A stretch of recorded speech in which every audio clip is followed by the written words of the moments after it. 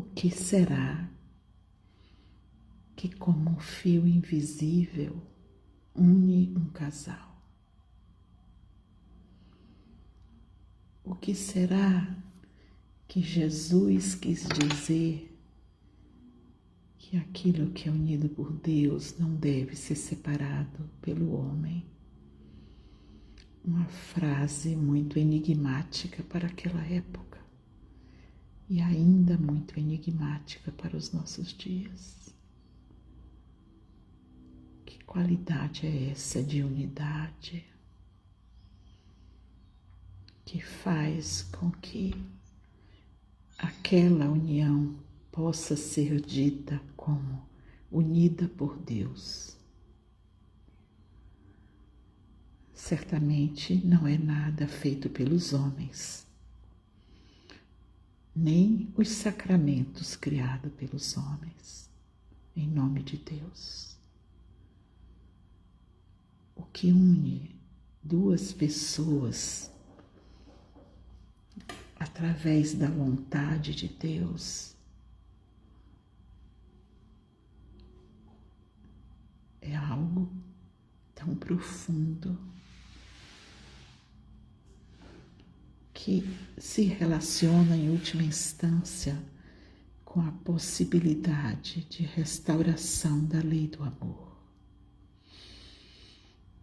Mesmo que o primeiro passo que está sendo dado por aquele casal esteja a milhões de quilômetros de distância da lei do amor, na sua totalidade e na sua profundidade. A lei do amor sempre se refere a unir, a comungar,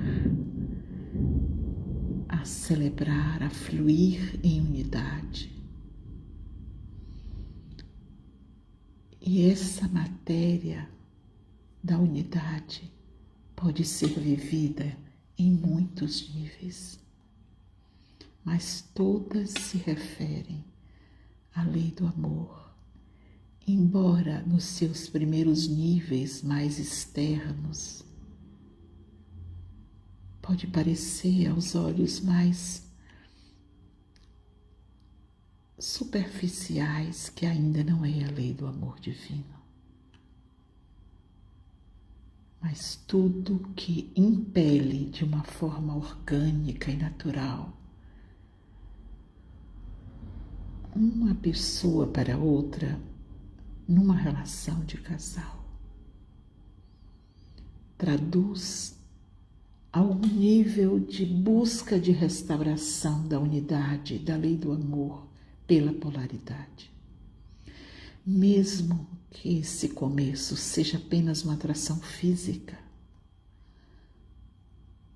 mas mesmo uma atração física que é permeada pela cultura, pelos hábitos, pelo senso de estética, mas tudo isso apenas reverte um campo energético ainda pouco compreendido pelos homens, mas que ele é tão divinal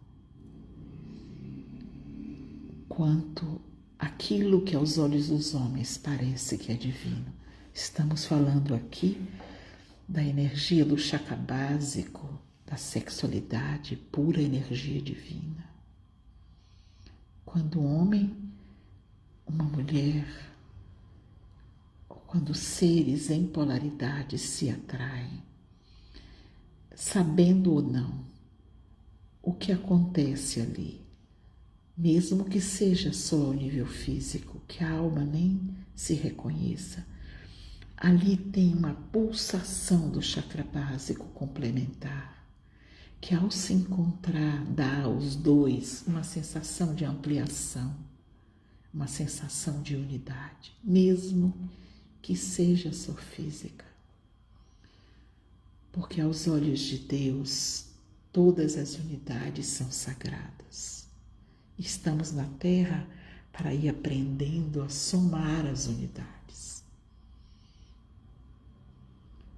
Se a unidade é só física, já deixa para o homem a experiência de que ele não se completa sozinho, que ao ele poder se entregar aquele impulso que o impulsiona para aquela mulher, e ao encontrar-se em profundidade física com ela, existe um prazer que se expande para os dois.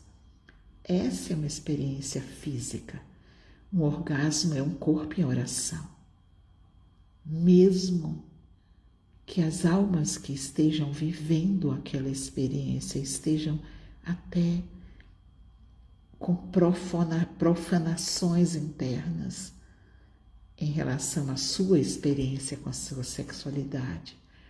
Profanações que eu falo é uma banalização, uma superficialidade, mas mesmo assim, quando dois corpos se reúnem e há um orgasmo, há uma experiência de unidade. Um orgasmo é uma experiência de unidade, ainda restrita ao plano físico, se a alma não estiver junto. Porque se além do prazer físico houver uma comunhão de alma, esse orgasmo não é somente físico, a alma também se rejubila. E se o espírito puder estar presente, então aí mais ainda, então esse orgasmo se torna na trindade. Porque para isso é preciso que essas almas se reconheçam, esses espíritos se reverenciem. Isso ainda é muito raro no planeta. Já acontece, mas é muito raro. Porque cada um traz todas as dores nas suas histórias de comunhão física, anímica e espiritual. Mas a direção é esta. E mesmo que haja uma restrição entre as almas, a experiência da comunhão, ela é uma diferenciadora, mesmo para almas brutas, rústicas, primárias. É a primeira experiência de comunhão. Por isso que as pessoas que não têm experiência da presença de Deus, inclusive, ficam desesperadas para sentir a unidade. E por isso as forças, através da sexualidade, e por isso as forças adversas manipulam tanto esse tema. Mas mesmo apesar da manipulação, apesar de todas as cargas que se colocam sobre essa energia que é divina, no momento do orgasmo, onde a dualidade se torna unidade, mesmo pessoas rústicas experimentam comunhão. Passageira, porque o orgasmo físico é rápido, mas naquela fração de segundo o egoísmo não está presente. A pessoa experimenta, se ela for capaz de ter um orgasmo, inclusive junto com seu parceiro, ali há uma experiência de comunhão que ficará como uma semente para buscas de uniões e de comunhões mais amplas, que não envolvam só a corporalidade física, que envolvam a corporalidade anímica e toda a sua complexidade. Se pensarmos como a ciência espiritual nos traz, que temos a esfera planetária dentro da nossa alma, imagine a complexidade que é 7 deidades. Aqui me refiro aos planetas e à energia divina que eles expressam em comunhão. E essas são muitas das alegrias que sentimos, às vezes, mais facilmente com os amigos, que é aqueles com quem temos afinidade de olhar. Isso significa vibramos na alma na mesma frequência. As deidades que carregamos na alma, e aqui me refiro à energia dos planetas, vibram na mesma frequência, e a gente diz estamos numa experiência de unidade, de harmonia. E isso é muito comum de ser vivido e praticado pelos seres humanos, entre os amigos, os afins, a família letiva. E isso já traz uma alegria muito grande. Imagina poder viver isso também na relação de casal. Então, aquele prazer físico profundo se agrega ao prazer estético, ético, ao prazer do fazer, ao prazer do compreender, ao prazer do render-se ao mundo superior. Então, essa experiência orgástica acontecerá não só no físico, mas na alma também. E isso representa níveis mais profundos de comunhão para almas que já trabalharam mais e podem comungar, podem ter vivências orgásticas na alma junto com o corpo. Momentos de beleza, de harmonia, de entendimento, de ternura, de respeito profundo, de admiração, não mais as curvas do corpo ou a força de um corpo masculino ou feminino, mas as belezas da alma. Quando elas se juntam, poderíamos dizer, ali tem um casamento dármico. Muito difícil também encontrar na Terra, porque não é ainda deste tempo um casamento completamente dármico. Mas já experimentamos sim as misturas naquela área, e os casais dizem, comungamos na área espiritual, comungamos na área política, comungamos na área estética, comungamos na área científica, comungamos na área do fazer,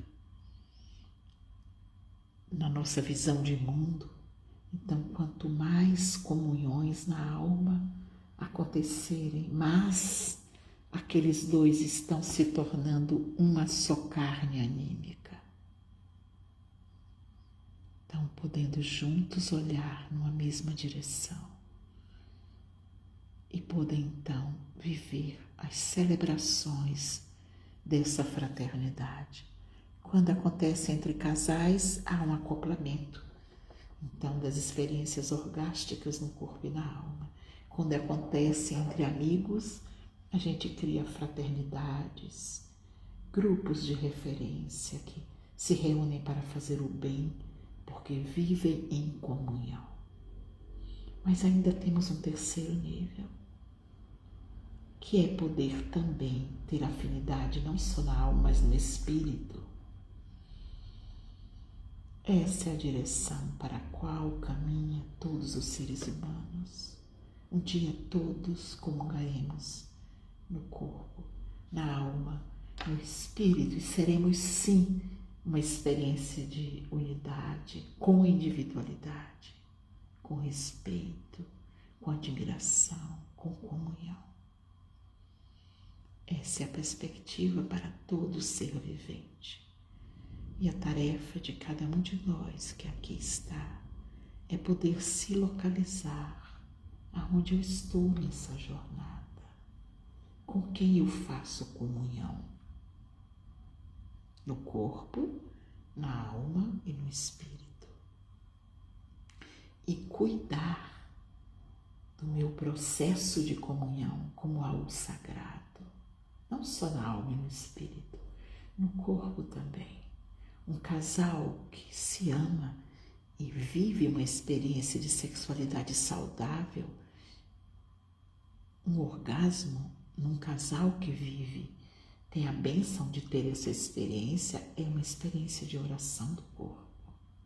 A alegria no céu, quando os casais em amor experimentam a explosão do orgasmo e mais alegria no céu. Quando esses casais comungam animicamente, é como se o céu viesse para a terra e a explosão da energia orgástica na alma e no corpo gera um campo de energia limpa, de energia do espírito presente na alma. E podemos imaginar então o que acontece quando essa jornada de comunhão no físico e na alma é coroada por uma comunhão espiritual. Quando isso acontece, essa é a jornada de todos, todos chegarão a isso um dia. É uma experiência de absoluta unidade. Já não somos mais dois, somos um só. Vencemos o egoísmo. Conseguimos, mesmo sendo indivíduos, nos tornarmos uma unidade. A festa no céu, para cada momento onde isso acontece. Peço a todos que venham ouvir ou estejam ouvindo essa reflexão, que parem para olhar, para mapear, para localizar o que me rouba dessa experiência de unidade, seja no físico, no anímico e no espiritual. E ao compreender, transforme essa compreensão no roteiro de trabalho. Esse é um caminho de desenvolvimento muito profundo, muito interno. Aquilo que eu rejeito no outro, eu posso não saber. Eu rejeito antes em mim.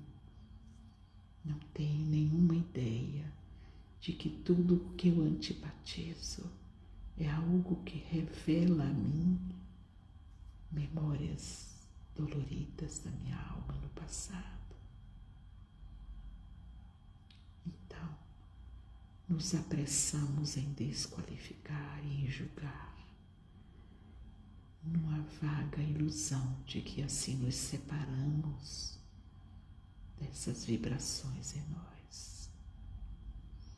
Quanto mais nos trabalharmos para olhar com compaixão tudo aquilo que poderíamos criticar, em verdade, o que estamos fazendo é purificando a nossa alma de memórias dissonantes que carregamos, especialmente em relação àqueles mais próximos, aqueles a quem não podemos nos separar sem gerar dores, ferimentos, sofrimentos a mais. Aqueles que estão ao meu redor são o meu roteiro de trabalho. Que o Espírito Santo de Deus nos fortaleça para essa jornada, cada dia mais consciente, mais profunda.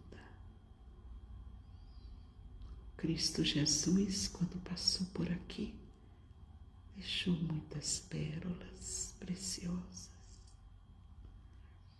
E uma delas tem diretamente a ver com o nosso tema de reflexão, que é: se estás indo para o templo e te recordas que tens algo pendente na relação com um amigo,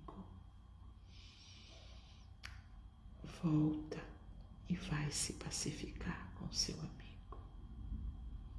Isso agradará mais a Deus do que a sua oração, com o coração ferido, magoado, fechado. Por trás dessa frase tem um convite a trabalharmos a possibilidade de unidade na fraternidade.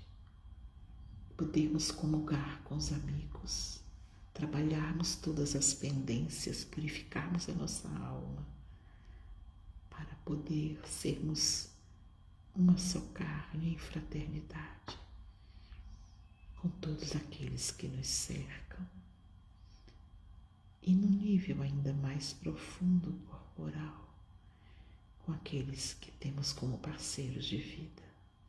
Não é possível fazer uma coisa sem a outra. Se não nos trabalharmos na fraternidade com os outros, não conseguiremos ter tolerância para a convivência a dois, no nível de proximidade que uma relação de casal exige. O trabalho na fraternidade ajuda a fazer com que o trabalho no casal possa permitir crescimento para ambos. Que o nosso propósito de cada um de nós, de crescer, de aproveitar essa encarnação de um modo efetivo, possa nos guiar nos processos de aperfeiçoamento da nossa fraternidade, da nossa unidade, do nosso aprendizado no convívio com a diferença. Que assim seja.